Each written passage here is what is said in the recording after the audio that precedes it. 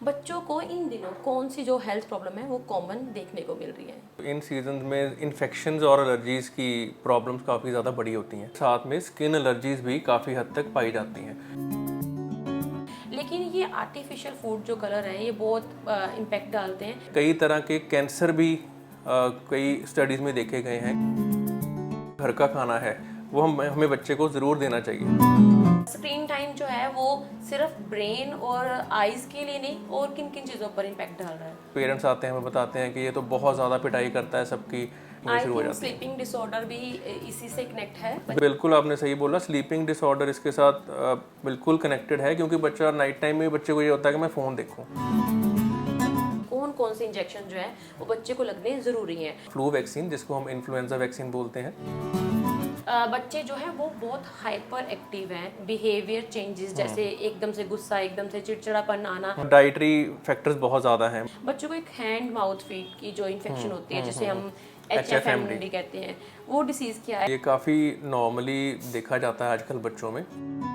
आपका बच्चा बार बार बीमार हो जाता है, उसे बार बार कोल्ड कफ की दिक्कत होती है, बहुत ज़्यादा हाइपर एक्टिव है, या फिर वो फ़ोन देखे बिना खाना नहीं खाता।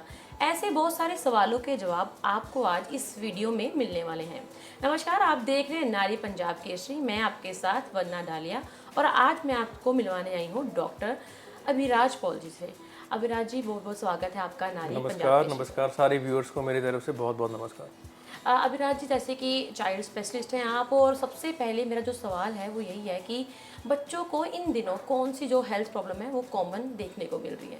इन दिनों जैसे ट्रांजिशन सीज़न चल रहा है कि गर्मियाँ शुरू हो चुकी हैं और जैसे कटाई का सीज़न चल रहा है, पूर्णल सीज़न चल रहा है, तो इन सीजन में इन्फेक्शंस और एलर्जीज़ की प्रॉब्लम्स काफ़ी ज़्यादा बड़ी होती हैं। इन्फेक्शंस जैसे कोई throat infection, chest infection, abdominal infection, जैसे बच्चे बाहर से खाना खा लेते हैं, लूज मोशन, वॉमिटिंग्स, ये सारी चीज़ें हो गई। और उसके अलावा जैसे एलर्जीज़ की प्रॉब्लम, स्किन एलर्जीज़ काफ़ी इंक्रीज़ हो चुकी हैं। साथ के साथ जो रेस्पिरेटरी एलर्जीज़, एस्थमा, वो काफ़ी बढ़ चुका है। तो इस सीज़न में ये सारी चीज़ें देखी जा रही हैं आजकल। अगर डॉक्टर जैसे किसी को कोल्ड हुआ है और वो अस्थमा का भी बच्चे को शिकायत है, तो क्या ये प्रॉब्लम बढ़ जाएगी। नॉर्मली यही देखा जाता है कि जो एक तो चलो पहले मानते हैं कि जो एस्थमा है वो एक कुछ एलर्जेंस होते हैं जिससे बच्चा शुरू से ही एलर्जिक है, तो उसके एक्सपोजर से चलो वो बढ़ता ही बढ़ता है। साथ में वायरल जो है, कोल्ड वायरल या फिर कफ या फिर जो भी है, उससे भी ये देखा गया है कि जो एलर्जीज़ हैं ये इंक्रीज़ हो जाती हैं। जो एस्थमा है वो इंक्रीज़ हो जाता है। तो नॉर्मली यस, बिल्कुल सही बोल रहे हो आप, इंक्रीज़ हो जाता है उससे। जो कोल्ड है, कोल्ड के साथ स्किन एलर्जी के बारे में मैं कुछ जानना चाहूँगी। हाँ जी, ये भी देखा गया है कि जो बच्चे एस्थमेटिक होते हैं, जिसको दमे की प्रॉब्लम होती है, उनको एसोसिएटेड साथ में स्किन एलर्जीज़ भी काफ़ी हद तक पाई जाती हैं। और दूसरी तरह अगर बोला जाए तो जो अपने स्किन एलर्जीज़ हैं वो क्यों होती हैं, क्योंकि इसमें जो एलर्जन है वो आपकी बॉडी में गया, वो आपके रेस्पिरेटरी लंग्स में गया, उसमें रेस्पिरेटरी एलर्जीज़ हो गई। जब वो आपकी स्किन के कॉन्टैक्ट में आया तो उसने स्किन एलर्जीज़ करनी शुरू कर दी। तो जो स्किन एलर्जीज उससे होता बेसिकली क्या है कि इन्फ्लामेशन होनी शुरू हो जाती है बॉडी में, स्किन में इन्फ्लामेशन शुरू हो जाती है। तो बाहर तो हमें दिखती है, पर जो अंदर इन्फ्लामेशन होती है उससे फिर एस्थमा की प्रॉब्लम भी एग्जैजरेट हो सकती है। तो ये दोनों साथ साथ चलते रहते हैं। कहीं को स्किन एलर्जी की वजह से एस्थमा की प्रॉब्लम बढ़ जाती है, क्योंकि एस्थमा की वजह से स्किन एलर्जी की प्रॉब्लम बढ़ जाती है। जैसे कुछ बच्चे जल्दी बीमार होते हैं, किन बच्चों को इस मौसम में इन्फेक्शन का ज़्यादा खतरा है। इस मौसम में नॉर्मली देखा जाए तो लेस देन 3 ईयर्स जो बच्चे हैं, जो छोटे बच्चे जिनको बोलते हैं, वो ज़्यादा प्रोन होते हैं बीमार होने के। क्योंकि एक तो उनका इम्यून सिस्टम जो है वो इमेच्योर होता है एज़ कम्पेयर टू बड़े बच्चे।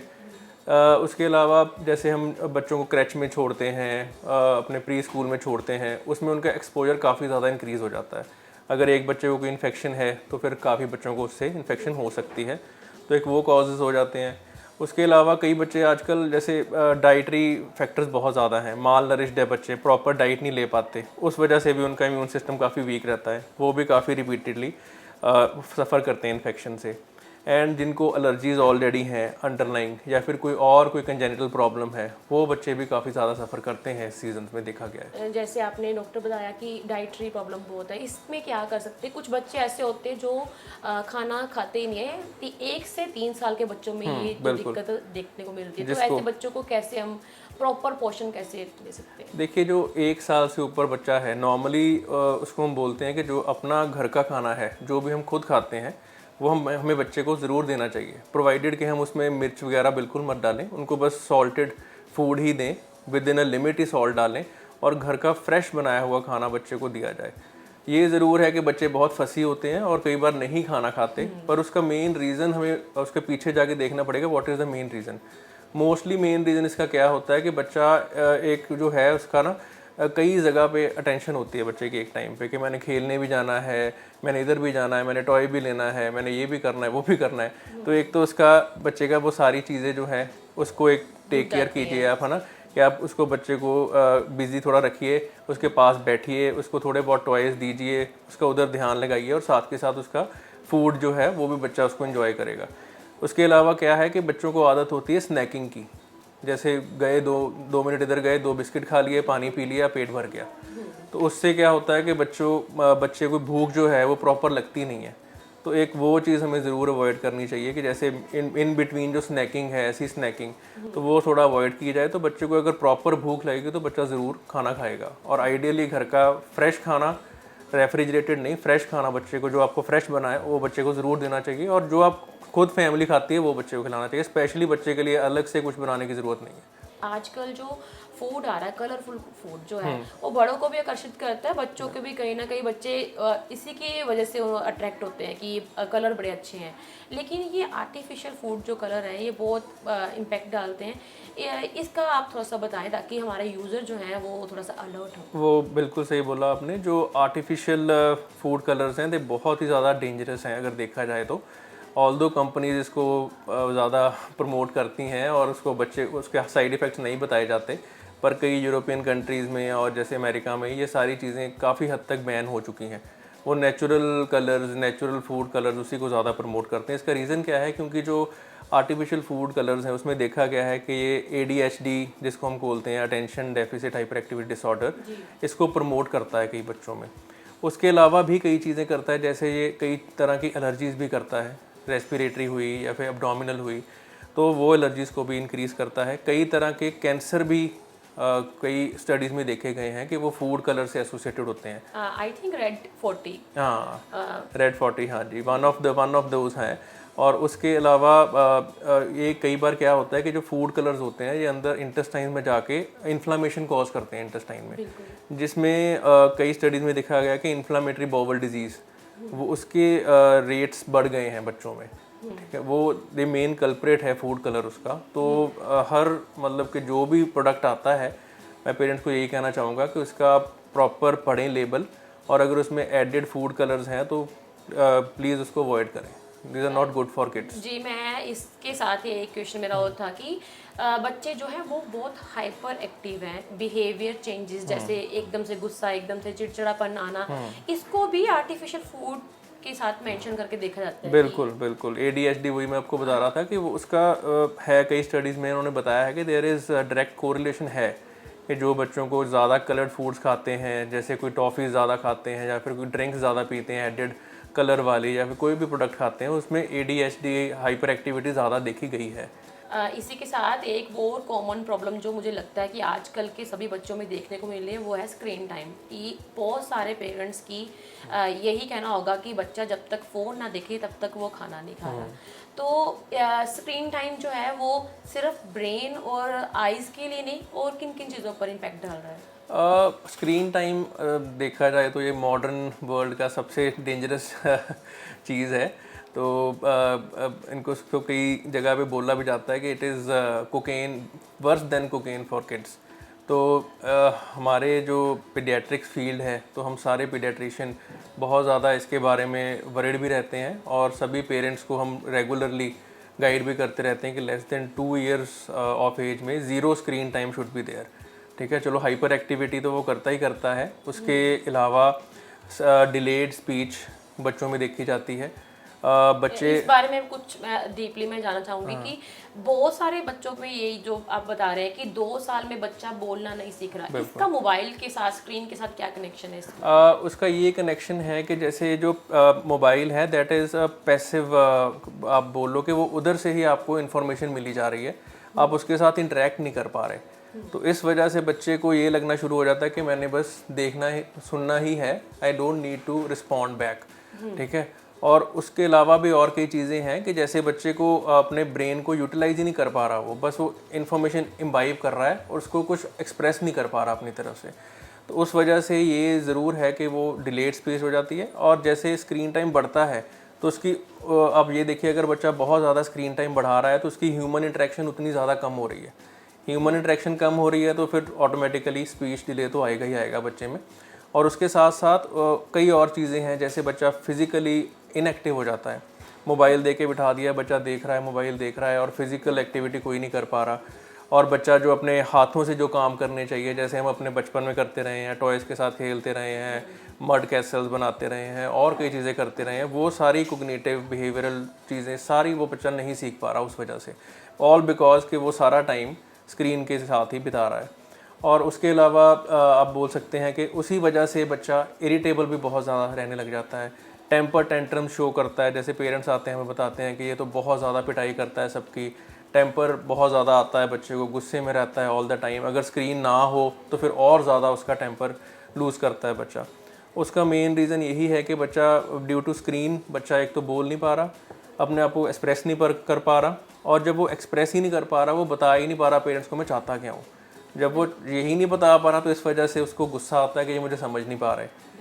तो इसमें मतलब कि the main culprit is screen only. अगर हम उसको बिल्कुल बंद कर देंगे और पेरेंट्स अपने बच्चे के साथ ज़्यादा टाइम स्पेंड करेंगे तो ऑटोमेटिकली ये सारी प्रॉब्लम सॉल्व होनी शुरू हो जाएंगी। तो जो भी बच्चा ज़्यादा स्क्रीन टाइम वाला या फिर पेरेंट्स हमारे पास आते हैं, हम उनको यही बोलते हैं सबसे पहले तो आप अपना फ़ोन बंद करिए, घर की टीवी बंद करिए और बच्चे के साथ ज़्यादा से ज़्यादा टाइम स्पेंड करिए, तो सारी प्रॉब्लम्स ऑलमोस्ट 99% बच्चों में ठीक होनी शुरू हो जाती है। स्लीपिंग डिसऑर्डर भी इसी से कनेक्ट है। बच्चों बिल्कुल को बिल्कुल रात को नींद नहीं आती, बहुत कम नींद ले रहे हैं। बिल्कुल आपने सही बोला, स्लीपिंग डिसऑर्डर इसके साथ बिल्कुल कनेक्टेड है, क्योंकि बच्चा नाइट टाइम में बच्चे को ये होता है कि मैं फ़ोन देखूं, तो एक एक दो दो बजे तक बच्चा सो ही नहीं रहा, फ़ोन ही देख रहा है रात को, और इसी वजह से सुबह उठ नहीं पा रहा, स्कूल नहीं जा पा रहा, स्कूलिंग इफेक्ट हो रही है, पढ़ाई में पीछे रह रहा है बच्चा।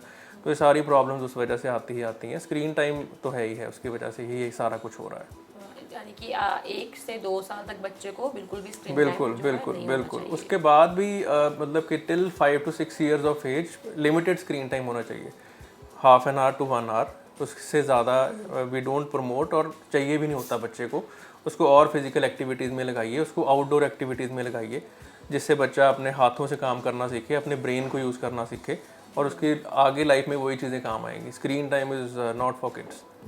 फिजिकल एक्टिविटीज़ की जैसे बात हो रही है बच्चों के लिए, जैसे कि हम केस सुन रहे हैं, पहले हम सुनते थे कि बड़ों को हार्ट अटैक की प्रॉब्लम है, लेकिन अब साइलेंट अटैक बच्चों को भी इम्पेक्ट कर रहा है।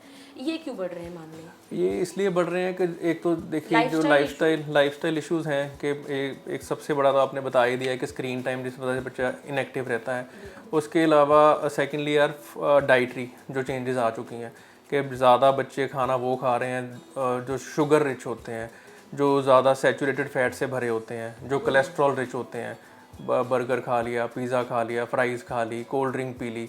तो ये सारी चीज़ें वही हैं कि जो प्रॉब्लम्स हमें पहले देखने को मिलती थी 70 ईयर्स में, 80 ईयर्स में, उस वजह से वो प्रॉब्लम वो 30s और 40 ईयर में आनी शुरू हो गई हैं, और कई बार तो बहुत ज़्यादा अर्ली भी देखी जा रही हैं। इन कंट्रीज़, डेवलप्ड कंट्रीज़ में ये ज़्यादा प्रॉब्लम है, लाइक यूएस हो गया और यूरोपियन कंट्रीज़ हो गए, वहाँ पे ओबेसिटी इस वजह से बहुत ज़्यादा बढ़ रही है, और ओबेसिटी की वजह से सारी ये diabetes, early hypertension, early cardiac disease, ये सारी इंक्रीज़ हो रही हैं उसी वजह से।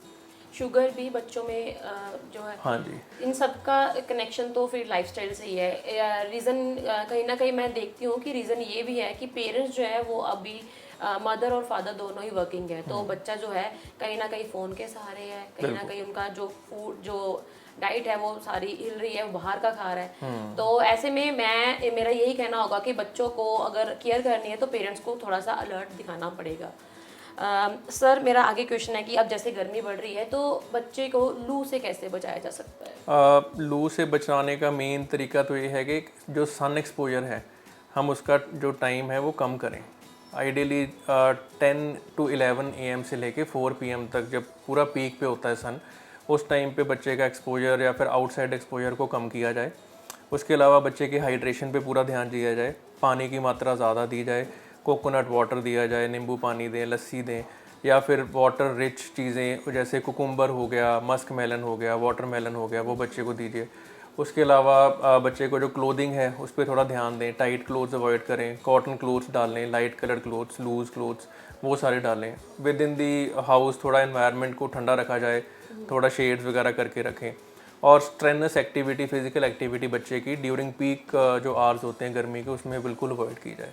तो ये मेन यही है जिससे सर मैंने आपसे एक क्वेश्चन पूछना था कि इसमें बच्चों के लिए मैं सुन रही हूँ कि अब बच्चों के लिए भी सनस्क्रीन अवेलेबल है, तो क्या बच्चे ट्राई कर सकते हैं ये? नहीं, सनस्क्रीन लगानी चाहिए, हमारी तरफ से तो प्रिस्क्राइब्ड ही है कि लगानी ही चाहिए। अगर आप बाहर जाते हो तो यूवी प्रोटेक्शन इतनी ज़्यादा गर्मी में चाहिए ही चाहिए होती कितनी है। एज के बच्चों को आप prescribe ये तो अब अपने 6 मंथ्स टू 1 ईयर ऑनवर्ड्स, आजकल तो काफ़ी अच्छे प्रोडक्ट्स आ चुके हैं मार्केट में जो बिल्कुल छोटे बच्चे के लिए भी हम यूज़ कर सकते हैं, तो वो हम एडवाइस भी करते हैं और लगानी भी चाहिए। उसके बिना अगर हम ओवर सन एक्सपोजर करते हैं, स्किन बर्न होने के डर होते हैं, छोटे बच्चे में ज़्यादा डर होता है। जी। जैसे कि बच्चों को 1 से 2 साल तक इंजेक्शन लगने बहुत ज़रूरी होते हैं। मेरे को लगता है कि बहुत सारे पेरेंट्स को नहीं पता होता कि कौन कौन से इंजेक्शन जो है वो बच्चे को लगने ज़रूरी हैं। तो सर मैं जानना चाहूँगी कि 1 से 5 साल के बच्चों को कौन कौन सी वैक्सीनेशन जो है वो अनिवार्य है? बिल्कुल, वैक्सीनेशन अगर देखा जाए, देखो वैक्सीनेशन बहुत ज़्यादा ज़रूरी है और इसी वजह से हमारी जो सरकार है उन्होंने एक नेशनल इम्यूनाइजेशन जो चलाई है, मुहिम चलाई है पूरे कंट्री में, जिसके अंदर बच्चों को वैक्सीनेशन दी जाती हैं। तो पेरेंट्स को ये तो एडवाइजेबल है ही है कि वो वाली वैक्सीन तो ज़रूर लगवाएं जो सरकार आपको प्रोवाइड करवा रही है, पर उसके अलावा भी कई वैक्सीन होती हैं जो नेशनल इम्यूनाइजेशन में कई जगह पे नहीं दी जाती। जैसे मैं अपने रीजन की ही बात करता हूँ कि जैसे यहाँ पे कई वैक्सीन्स हैं जो वहाँ पे गवर्नमेंट सप्लाई में नहीं आती, तो आप अपने प्राइवेट जो प्रैक्टिशनर्स हैं, प्राइवेट पीडियाट्रिशियंस हैं, उनसे आप मिलके डिस्कस करके उसके बारे में जानकारी ले सकते हैं। वैसे मैं भी आपको वो जानकारी देने वाला हूँ कि जो वैक्सीन्स लगवानी चाहिए बच्चों को जो मिस हो जाती हैं, वो नॉर्मली हैं एक तो फ्लू वैक्सीन जिसको हम इन्फ्लुएंजा वैक्सीन बोलते हैं, उसके अलावा टाइफाइड वैक्सीन जो बहुत ज़रूरी है मेरे हिसाब से बच्चों को लगाने के लिए, बहुत, क्योंकि बहुत नॉर्मली हमारे रीजन में टाइफाइड देखा जाता है। ये टाइफाइड का इंजेक्शन जो है वो 6 मंथ ऑनवर्ड्स हम लगवा सकते हैं बच्चों में, और आइडियली 6 मंथ्स ऑनवर्ड्स हम लगा देते हैं, क्योंकि उसके बाद हम बच्चों को सप्लीमेंट्री फूड शुरू करते हैं, माँ का दूध के अलावा और चीज़ें देनी शुरू करते हैं। और जब हम बाहर वाली चीज़ें बच्चे को कुछ दे रहे हैं खाने के लिए, तो उससे फिर इन्फेक्शन होने का डर भी बढ़ जाता है। तो one of the most common तो टाइफाइड है, तो इसलिए वो लगवा लेनी चाहिए पहले ही। एंड साथ में फ्लू वैक्सीन है जो एवरी ईयर न्यू स्ट्रेन आता है जिसका, और उसको प्री मानसून सीज़न में लगवा लेना चाहिए। उसके अलावा हेपेटाइटिस ए वैक्सीन है जो हमें हेपेटाइटिस ए एक बहुत ही ज़्यादा कॉमनली फैलने वाली बीमारी है, गंदे पानी से, गंदे हाथों से, गंदे खाने से, उससे बचाती है। चिकन पॉक्स वैक्सीन है, वो अब सबको पता ही है चिकन पॉक्स कितना दर्द देने वाली बीमारी है बच्चों के लिए, इतना ज़्यादा उनको स्कूल सफ़र करना पड़ता है, तो वो उसके लिए भी वैक्सीन है, प्रोवाइड है। मैं पूछना चाहूँगी कि एज क्या है? एज जो है हेपेटाइटिस ए आफ्टर 1 ईयर लगती है, चिकन पॉक्स भी 15 महीने के बाद बच्चे को लगा सकते हैं। इन दोनों की 2 डोजेस लगाई जाती हैं। तो इसके अलावा ऑप्शनल वैक्सीन्स भी कई हैं, जिसमें एक है जैपनीज़ एनकेफेलाइटिस की, जो दिमाग का छिलका है उसकी इन्फेक्शन है, ये भी 1 साल के बाद ही लगाई जाती है। और एक है MCV मेनिंगोकोकल वैक्सीन, जो दिमागी बुखार, डेंजरस दिमागी बुखार है, उससे बचाने के लिए बच्चे के वैक्सीन है। ये दोनों ऑप्शनल वैक्सीन हैं, ये भी अगर पेरेंट्स चाहें तो लगवा सकते हैं। उसके अलावा यही मेन जो मैंने आपको बताया है, यही मेन वैक्सीन हैं टिल 5 ईयर्स, जिसको हम एट इंटरवल्स ऑफ टाइम बच्चे को लगा सकते हैं। नॉर्मली बिफोर 2 ईयर्स ज़्यादातर वैक्सीनेशन सारी ख़त्म हो जाती है, उसके बाद ईयरली फ्लू वैक्सीन लगती है till 5 years, and then 5 years booster लगता है, फिर 10 ईयर्स पे बूस्टर बच्चों को लगता है। ठीक है जी। जैसे आपने अभी इंजेक्शंस की बात करी है, विटामिन ए और विटामिन डी के शॉट्स भी बच्चों को दिए जाते हैं, तो ये कितने ज़रूरी हैं? विटामिन डी तो जैसे न्यूबॉर्न बेबी है, हम उसको भी प्रिस्क्राइब करते हैं कि till 1 year of age vitamin D should be given to the babies, because उनकी जो ग्रोथ है, उनकी बोन डेवलपमेंट है, टीथ डेवलपमेंट है, वो प्रॉपरली हो, कैल्शियम अपटेक बच्चे का प्रॉपर हो जाए। उस 1 ईयर के बाद अगर आपका बच्चा अंदर ही रहता है, sun exposure less than 30 to 40 minutes है, तो आपको आपके पीडियाट्रिशियन से मिलके कोई चेकिंग करवा के, ब्लड टेस्ट करवा के, अगर वो कम रहता है तो सप्लीमेंट कर देना चाहिए, बट नॉट विदाउट टेस्टिंग। बिना टेस्ट के विटामिन डी बच्चों को देना इज़ नॉट एडवाइजेबल। अगर ज़्यादा उसकी मात्रा कम आ रही है, देन उसकी एक प्रॉपर डोजेज होती है, एक प्रॉपर शेड्यूल होता है जिसके अकॉर्डिंगली हम उसको देते हैं। जो विटामिन ए है, विटामिन ए अपने 9 महीने ऑनवर्ड्स, 9 मंथ ऑनवर्ड्स बच्चों को देना शुरू किया जाता है। इसकी इम्पॉर्टेंस ये है कि ये बच्चों की आँखों की डेवलपमेंट के लिए ज़रूरी है। अपने आँखों में जो नाइट ब्लाइंडनेस नाम की एक बीमारी होती है उसको ये प्रिवेंट करता है। एंड उसके अलावा बच्चों की इम्यूनिटी और ग्रोथ में भी काफ़ी ज़्यादा इसका रोल है। कई बार ये काफ़ी डिजीज़ हैं जैसे मीज़ल्स हो गई, डायरिया हो गया, उससे भी बच्चे को बचाने में हेल्प करता है विटामिन जो है ए सप्लीमेंट्स। तो दिए जाने चाहिए पर अंडर गाइडेंस। बहुत सारे बच्चे जो हैं जिनको छोटी उम्र में मोटा चश्मा लग जाता है, इनके कॉजेज और प्रिकॉशंस थोड़ा सा बताओ। Most of the common cause तो यही है कि इंक्रीज्ड स्क्रीन टाइम हो गया बच्चों में, जो बहुत ज़्यादा स्क्रीन टाइम है। लेस आउटडोर एक्टिविटी हो गई, जो बाहर नहीं खेलने जाते, उसमें ये ज़्यादा देखा गया है। कई बार ये जेनेटिक कॉजेज़ की वजह से भी होता है, जैसे बोथ पेरेंट्स को लगी हुई थी चश्मा, तो उनके बच्चों में भी ज़्यादा चांसेस रहते हैं कि उनको चश्मा लग सकता है। डाइटरी हमने अभी डिस्कस किया कि विटामिन ए डेफिशिएंसी जैसे है, उसमें भी डाइटरी कॉजेज़ की वजह से भी हो सकता है। कई बार ये आजकल जैसे प्री मैच्योर बच्चे होते हैं, टाइम से पहले बच्चे हो जाते हैं, तो उनमें भी देखा गया है कि उनकी आंखें अगर उस टाइम पे प्री मैच्योरिटी की वजह से कोई प्रॉब्लम आई है, जैसे मोस्ट कॉमन प्रॉब्लम आरओपी हम बोलते हैं, रेटिनोपैथी और प्री मैच्योरिटी, उस वजह से भी आगे जाके बच्चों को मोटा चश्मा लग सकता है, नज़र की प्रॉब्लम आ सकती है। तो ये सारी चीज़ें मेन तो यही हैं जिस वजह से प्रॉब्लम आती है। और इसका यही है कि अगर किसी बच्चे को पता कैसे लगेगा, अगर उसको क्लास में ब्लैक बोर्ड देखने में प्रॉब्लम आ रही है, कोई उसका रिपीटेड एपिसोड्स ऑफ हेडेक रह रहे हैं, तो उसकी रेगुलर जांच आंखों की विद इन 6 मंथ्स और 1 ईयर में करवाते रहना चाहिए, ताकि हमें पता चलता रहे। यानी इन केस कोई नंबर आता है तो उनको चश्मों का यूज़ ज़रूर करना चाहिए। जैसे इन्फेक्शन की बात हो रही है, तो आपने अभी बताया था कि ये गंदे हाथ या कुछ बच्चों को एक हैंड माउथ फीट की जो इन्फेक्शन होती है, जिसे हम HFMD कहते हैं, वो डिसीज़ क्या है, इसमें क्या बारीक दाने निकलते हैं बच्चे को, क्या प्रिकॉशंस करने होती हैं? बिल्कुल, हैंड फुट माउथ डिजीज़ जो है ये काफ़ी नॉर्मली देखा जाता है आजकल बच्चों में। और ये स्पर्ट्स में, जैसे कह लो कि साल में 2 बार या फिर 2 साल में 1 बार, ऐसे इसका स्पर्ट आता रहता है, देखा जाता है कम्युनिटी में। उसमें होता क्या है कि एक वायरस होता है, कॉक्सकी वायरस, और एक एंटीरो वायरस, जिसकी वजह से ये HFMD मोस्टली होता है ये बहुत ज़्यादा फैलने वाली प्रॉब्लम, पर कोई नॉर्मली डरने वाली प्रॉब्लम नहीं होती। ये इसमें होता क्या है कि फ़ीवर होता है, बच्चे को मलेस होता है, शरीर टूटता है, बच्चा इरिटेबल हो जाएगा, अल्सर्स हो जाते हैं माउथ के अंदर, स्किन के ऊपर papules, pustules, vesicles type lesion सी बन जाती हैं, पानी वाली लीजन्स बन जाती हैं, और ये काफ़ी जल्दी एक बच्चे से दूसरे बच्चे स्प्रेड भी करता है। नॉर्मली स्प्रेड कैसे करता है कि बच्चे ने जैसे सलाइवा लगा दिया, थूक लगा दिया, स्प्रेड हो गया, या फिर जो वेसिकल हुआ था उसमें से फ्लूइड निकल के दूसरे बच्चे के लग गया, बच्चे ने खांसी कर दी किसी के मुंह पे, ड्रॉपलेट से स्प्रेड हो गया, स्टूल से भी स्प्रेड हो सकता है। तो ये कई तरीके से स्प्रेड हो जाता है।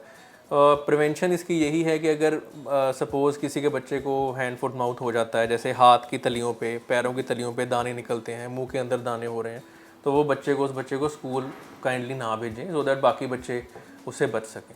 और अगर किसी को हो भी जाता है तो अपने बच्चों के स्कूल में टाइमली उसको इन्फॉर्म कर देना चाहिए। तो फिर स्कूल वाले आजकल काफ़ी अवेयर रहते हैं इस प्रॉब्लम के बारे में, और वो टाइमली उसको हैंडल कर लेते हैं, तो ऐसे हम स्प्रेड रोक सकते हैं। जैसे ये एक क्वेश्चन मेरा ये था कि जैसे बच्चा बीमार पड़ा तो मोस्टली पेरेंट्स क्या करते हैं कि आसपास मेडिकल शॉप से मेडिसिन उनको लेकर दे दी, ये कितना खतरनाक है बच्चे के लिए? ये देखिए बहुत ज़्यादा एक डेंजरस प्रैक्टिस है जो आजकल काफ़ी ज़्यादा देखी जाती है, क्योंकि पेरेंट्स एक तो चलो due to time and due to certain financial causes also कई बार वो नहीं कर पाते विज़िट, पर पेरेंट्स को यही रिक्वेस्ट है हमारी कि ये प्रैक्टिसेस को फॉलो ना करें।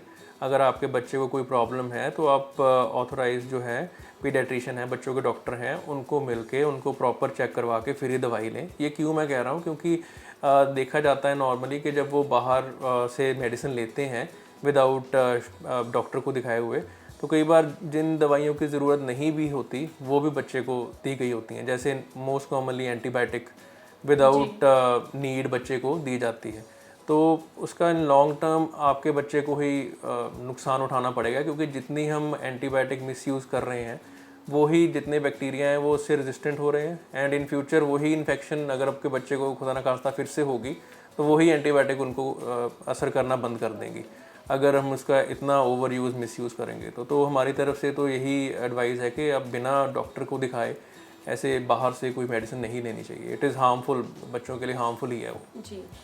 कोविड के बाद बच्चों में कुछ अलग केसेस देखने को मिले हों, कुछ हेल्थ प्रॉब्लम से जुड़े? कोविड के बाद नॉर्मली तो देखो इन्फेक्शन तो चलती आ रही हैं और चलती रहेंगी। उसके अलावा जो लाइफस्टाइल प्रॉब्लम्स हैं वो मैंने ज़रूर देखा है कि बढ़ गई हैं आफ्टर कोविड, बिकॉज कोविड में बच्चे ज़्यादा स्क्रीन के आदी हो गए थे एंड वो उससे पीछा छुड़ा नहीं पाए अभी तक, जिस वजह से लाइफस्टाइल चेंजेस आ गई हैं, जिस वजह से वही आप जैसे पहले कह रहे थे कि ADHD and irritability, speech delay and बच्चों के school poor performance in school, वो सारी चीज़ें देखी जाती हैं। स्लीप डिसऑर्डर्स आ गए हैं, ये सारी चीज़ें पोस्ट कोविड थोड़ी सी इंक्रीज ज़रूर हुई हैं क्योंकि बच्चे स्क्रीन टाइम को कंट्रोल नहीं कर पा रहे। हमारे नारी के यूज़र को, जो पेरेंट्स हैं, उनको क्या आप टिप्स देना चाहेंगे? टिप्स तो यही देना चाहेंगे कि आप बच्चों का प्रॉपर ख्याल रखें और जितना हो सके अपने बच्चे के साथ प्रॉपर टाइम बिताएं और बच्चे को जितना हो सके स्क्रीन से दूर रखें। एक्टिव लाइफस्टाइल बच्चे को अपनाने में हेल्प करें, उनको कोई ना कोई फ़िज़िकल एक्टिविटी में ज़रूर डालें और बच्चे को जितना हो सके घर का खाना ही खिलाएं, बाहर की चीज़ें बिल्कुल अवॉइड करें। अपने बच्चे को हैंड हाइजीन, मास्क वेयर करने के बारे में और ये सारी चीज़ों के बारे में ज़रूर बच्चे को बताते रहें time to time. And vaccination का जैसे आपने बोला था वो ज़रूर जो है एडिशनल वैक्सीन उसका भी लाभ उठाएं। बस ये मेन पॉइंट्स थे जो हमें। जी, मुझे लगता है कि आज का जो सेशन था हमारा, ये बहुत ही ज़्यादा इन्फॉर्मेटिव होने वाला है पेरेंट्स के लिए, क्योंकि बहुत सारी ऐसी बातें हैं जो पेरेंट्स को नहीं पता थी। तो ऐसे ही वीडियो के लिए नारी के साथ जुड़े रहिए। आपको ये सेशन कैसा लगा हमें कमेंट बॉक्स में बताना ना भूलें। धन्यवाद। ऐसे ही और वीडियोस के लिए आप नारी के पेज को YouTube पर सब्सक्राइब, फेसबुक पर लाइक और इंस्टा पर फॉलो करना ना भूलें।